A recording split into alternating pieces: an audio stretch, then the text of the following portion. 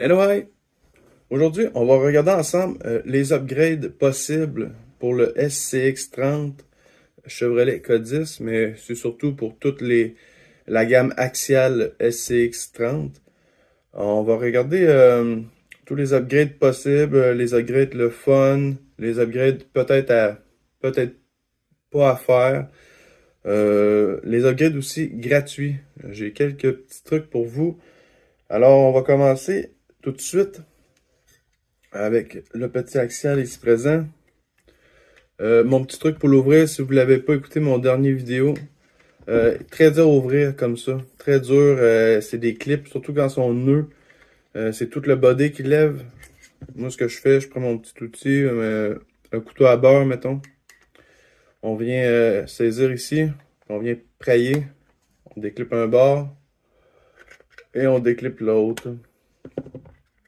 Comme ça évite de briser notre petite machine. On va mettre le body de côté pour commencer. Alors, on a ici le petit modèle. Faisons le tour rapidement pour commencer.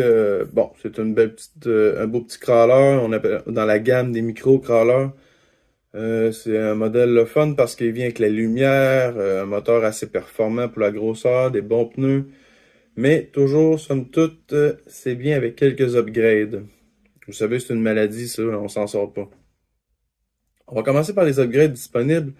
Euh, sur tous les commerçants aftermarket, là, que ce soit même Amazon, Endura, peu importe le fabricant. Euh, Commençons avec, j'ai fait des petites notes parce que fallait pas que je me trompe. Les essieux, ici. Les essieux upgradables en aluminium. Ce qui va permettre d'avoir un centre de gravité plus bas, une meilleure portée sur les roues, malgré que ceux-ci font très bien l'emploi. Je vous dis pas de modifier au complet votre SCX30. Je vous dis juste les upgrades possibles parce que c'est toujours le fun d'avoir un meilleur franchisseur dans nos petits mini crawlers. Alors, il y a les essieux avant et arrière. Nous avons aussi les jointures de direction. Ça, c'est vraiment ce qui va permettre la roue de tourner ici. Les jointures de direction sont situées vraiment au bout de la roue, ce qui tient la roue, en fait, en laiton. Disponible sur Amazon, disponible partout. C'est cool. Ça va donner plus de poids à la base. Ce qui va aider, je vous suggère de, si vous changez en avant, de mettre en laiton les jointures de direction, de mettre les contrepoids à l'arrière. C'est la même chose, ça va au bout de l'essieu. C'est fixé au bout de l'essieu, ça donne un ajout, souvent c'est 9 grammes, 5 grammes à chaque roue pour qu'il soit égalisé. T'sais. Alors, mais qu'on crawl, ça va nous permettre d'être déjà plus stable sur notre surface, mais on va pouvoir peut-être crawler un peu plus incliné, mais tout dépendant du modèle qu'on va choisir. Mais 9 grammes, 6 grammes, il y a plusieurs sortes. Vous allez voir. Contrepoids arrière, j'en ai parlé. Les maillons de direction. Ça, c'est vraiment ce qui englobe ici. Je vais la misère avec ma lumière. Les maillons de direction, c'est vraiment les barres transversales de l'avant ici, disponibles en aluminium. C'est très cool. C'est deux morceaux, en fait. Ça vient en aluminium, ça se fixe après la servo-direction. Vous voyez, elle est ici. Ça permet de tourner. Ce qui vient après ça, les maillons de direction, ce qui vient, c'est...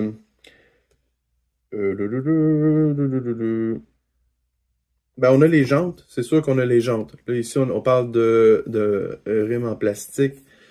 C'est beau, des beaux bedlocks en aluminium, avec des beaux pneus après ça. C'est sûr que c'est le fun. En plus, là, ça vient vraiment aider au franchissement, au crawler.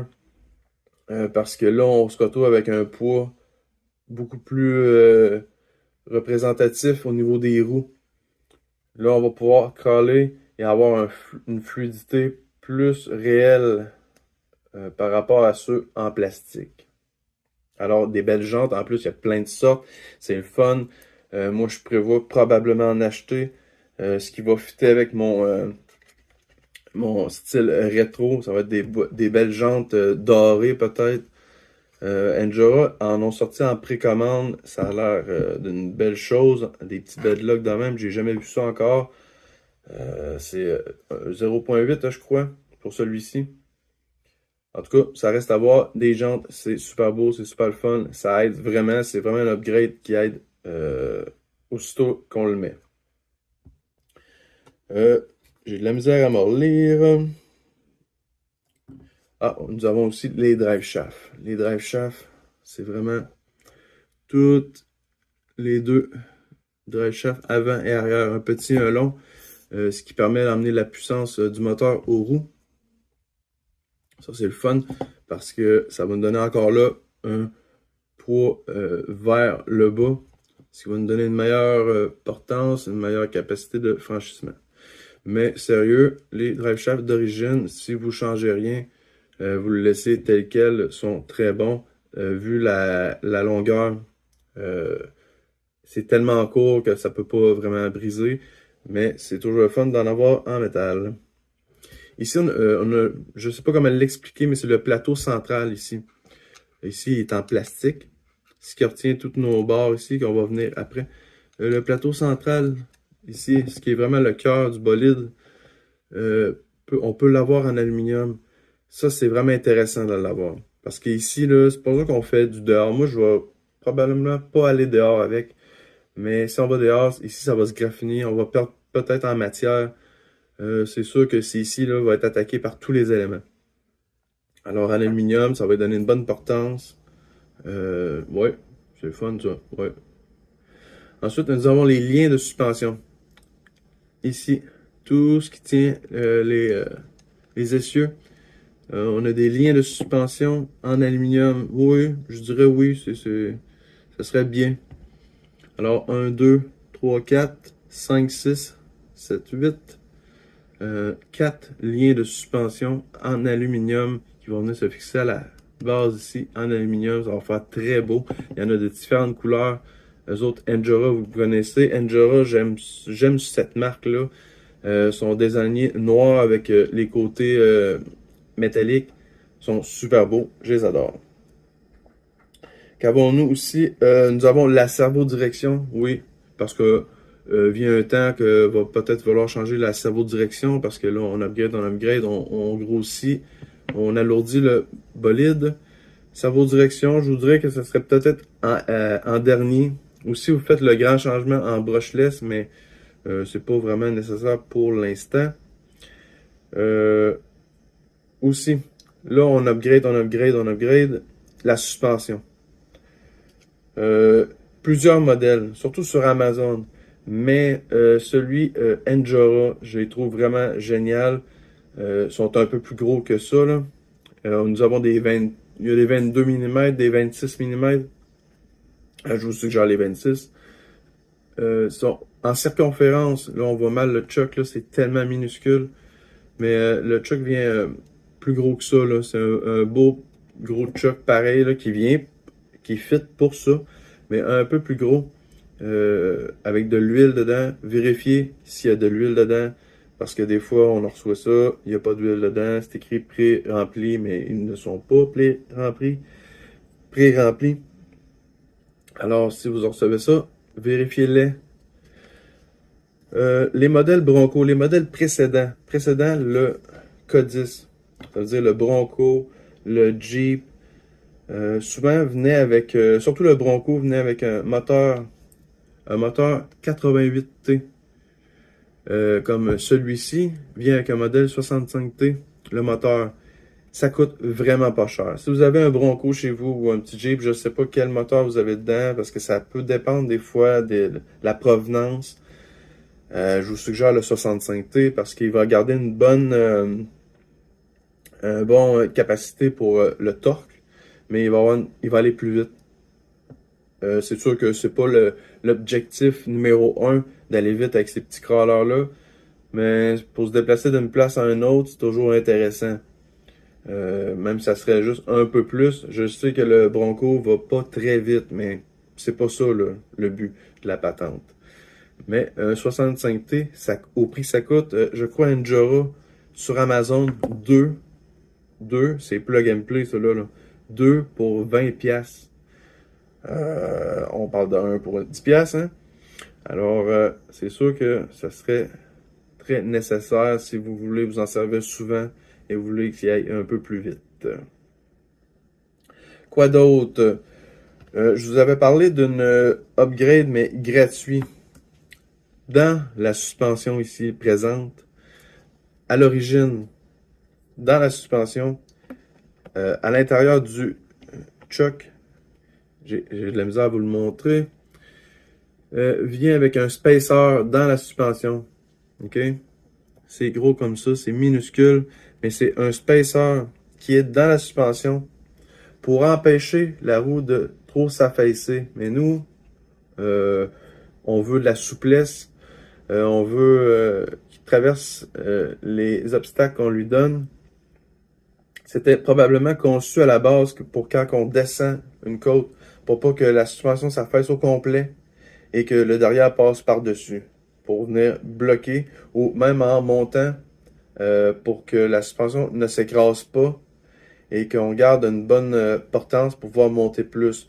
Mais la suspension remplie de graisse, de silicone, ici présent, ne s'enfoncera pas vraiment. Okay? Elle va, même à des pentes 45 degrés, là, elle va rester, elle viendra pas écraser, ce qui va pas nous faire débouler la pente. Alors, les petits spacers, on peut les enlever.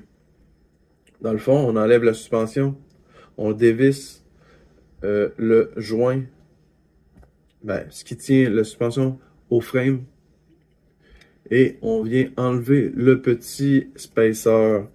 Je vais vous le remontrer. C'est minuscule. C'est de la micro-mécanique. Mais c'est vraiment un petit spacer dans le spring de suspension. Vous allez le voir. Si vous en avez un, vous ne pouvez pas le manquer. Vous allez le voir. Alors, il est possible de le retirer, comme je vous dis. Il suffit d'enlever la suspension. Profitez-en. Profitez-en quand vous l'avez, là, pour le remplir de graisse, de silicone. Tout dépendant le modèle. Il y en a que je sais que c'est de l'huile. Mais là, on parle de celui-ci pour là. Celui de graisse de silicone en même temps et enlever le petit spacer.